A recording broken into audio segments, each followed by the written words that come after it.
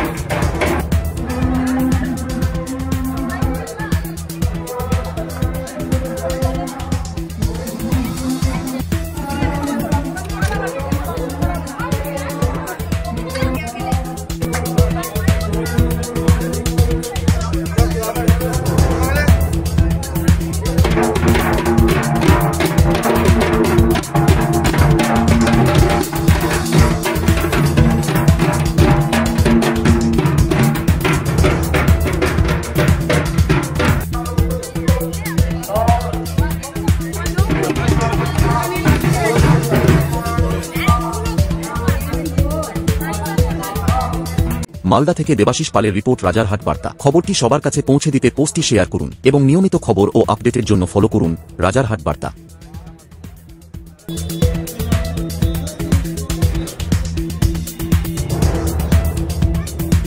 This channel does not promote any violent, harmful, or illegal activities.